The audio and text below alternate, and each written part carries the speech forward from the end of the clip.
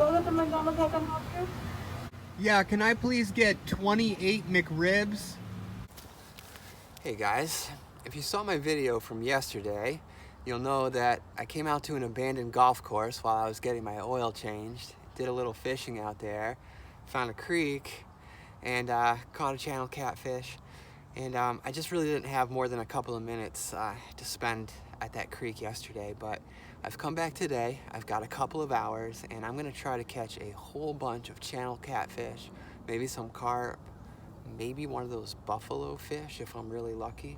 All right, so I'm gonna be fishing with two different rods today.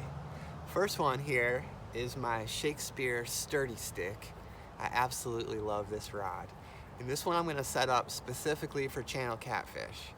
So I've got a pretty small circle hook on here. This is about just the right size for channel catfish. I think this is 30-pound test line. I've got just the tiniest little bit of weight on here. There is a little bit of current, but it's very sluggish. And what I'm gonna do is, I've got some tilapia that I've had in the fridge. It's actually probably starting to go bad. Hopefully catfish won't mind. And so I'm gonna cut up pieces of that, and I'm gonna put it on here, and I'm just gonna drop it right near this bridge here, which, you know, is some structure, and it looks like a really good spot for channel catfish. Now, with this rod, I'll be able to just leave this in the rod holder and, you know, walk away. Channel catfish, most catfish around here can basically hook themselves, you know, if you set it up right. They'll take the bait and, you know, they'll try to swim off with it. And so if you have the drag set a little bit to where there's some resistance, you know, they'll panic when they feel that and basically, you know, just end up hooking themselves, and all you have to do is reel it in. So I'm gonna put the bait in the water on this rod and just let it sit in the rod holder, and then do something completely different with the other rod.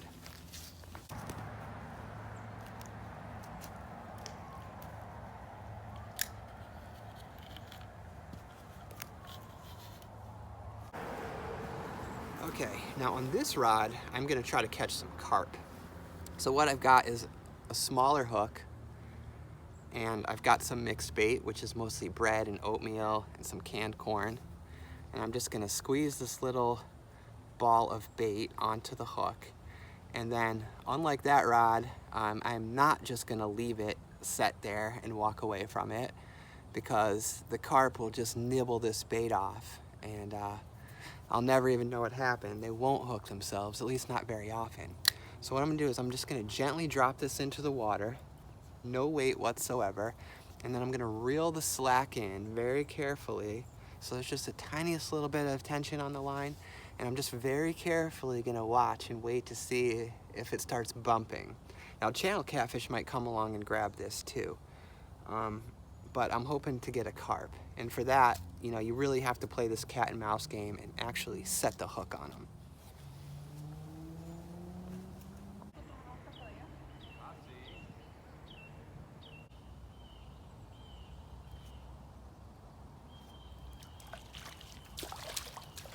Oh, shit. He dropped off.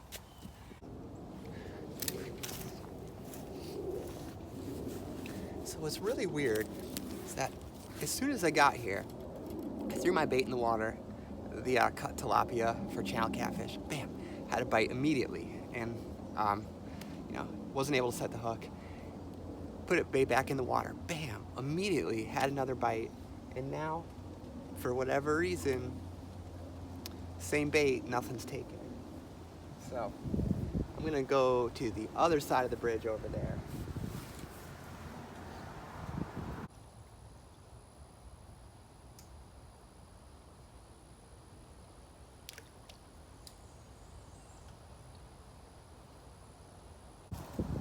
I was expecting to have caught like 5 fish by now, honestly. I've had some bites, but 0.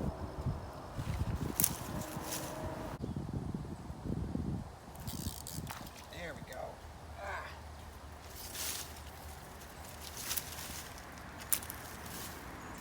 Finally. Little channel catty. Alrighty. So, little channel catfish. First one I've actually caught. Toss him back in.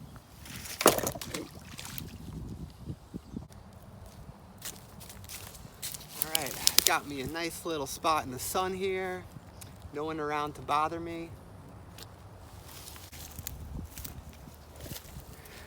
Alrighty.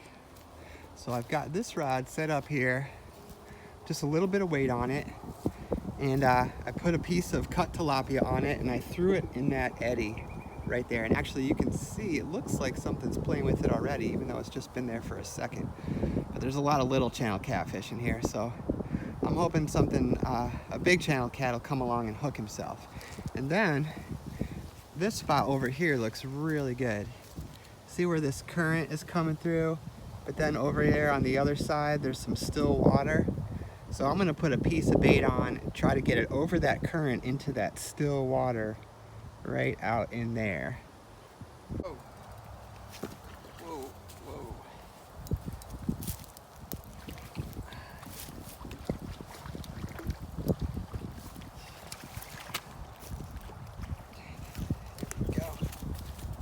There we go. I knew there'd be something over there in that pool. So here's a nice channel catfish. I got this guy on a piece of that rotten tilapia. I knew there had to be something in that spot down there. So, nice little channel catfish. We'll let him go. I'm gonna try that spot again.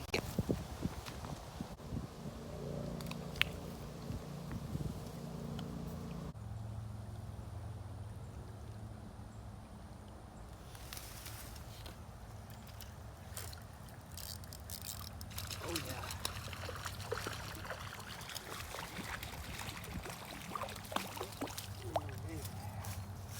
Look at that.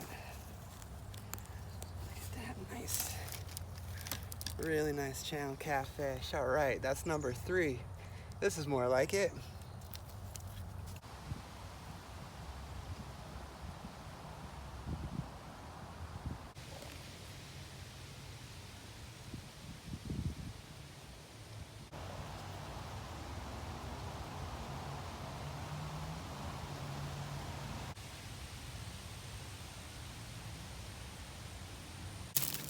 All right, I've come back full circle to where I started, and I am just hell-bent on catching at least one nice channel catfish out of this spot, because if I don't, I will be embarrassed for myself.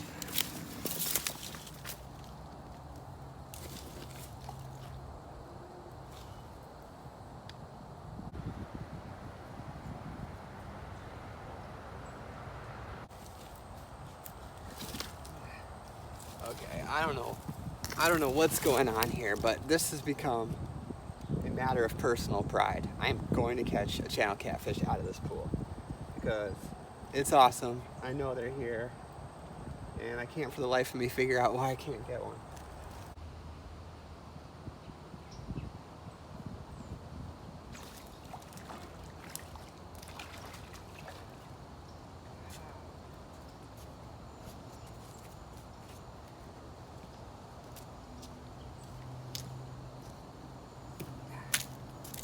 That's how you do it, baby.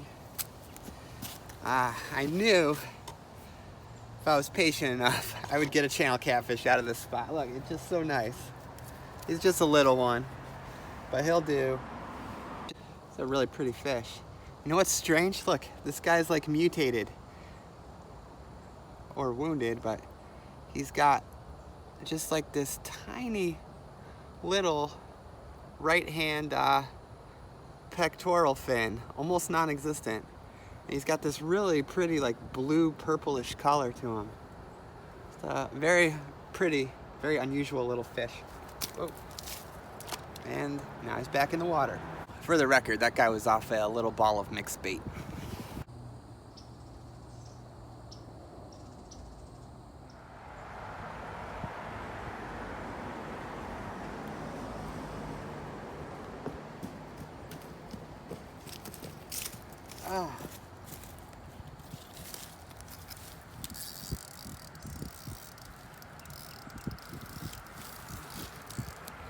Oh yeah. Oh shoot, it's a gar. Holy smokes. Holy smokes. Look at that. It's a dang gar. I was not expecting that. It looks like an alligator gar too. Holy crap. That is not what I was expecting.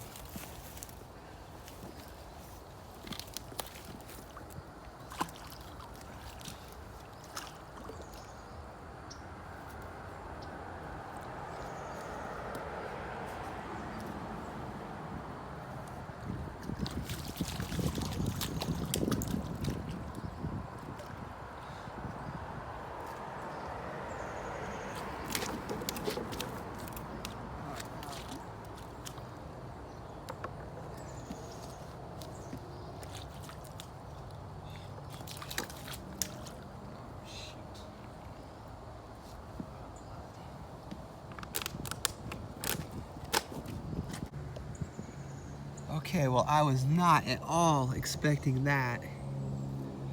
There's this beautiful gar. I don't know if this is a spotted. If it is a spotted, it's pretty big. One of the biggest spotted gar I've seen. Unfortunately, I see some blood, so I think he may have gotten it down by the gills.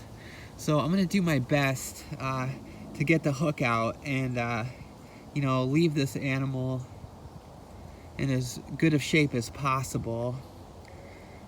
So I'm gonna put my glove on and get the pliers out and see if I can, you know, get the hook out without causing him too much damage. Well, somehow I lost my pliers. Damn it. I must have left them, you know, on the bank up there at some point when I was pulling a hook out of a catfish, and I don't have time to go searching for them right now. Shoot. Dang it. There's quite a bit of blood, and I have no way to get down in there and get the hook out. So I feel really bad, you know. I love these animals. I want to put this guy back and have it be okay. So I know they're tough. Hopefully, you know, it won't cause it any long-term damage, and I really hope that this fish goes on to live a long, happy, healthy life, but there's really not much I can do at this point, so I'm just gonna get it back in the water and just hope for the best.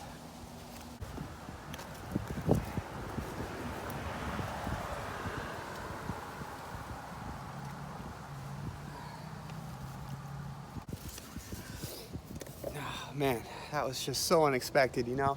Even when I try my hardest for gar, I can almost never catch them. So it did not occur to me that I would get a gar here today, but that was a really nice one, man. I don't know if that was a spotted gar. If it was by far the biggest one I've ever caught. If it was an alligator gar, then it was a very small one. So I don't know. But I think on that note, I may call it a day here. So thank you guys. Thank you guys for watching. I hope everybody's doing well. See you next time.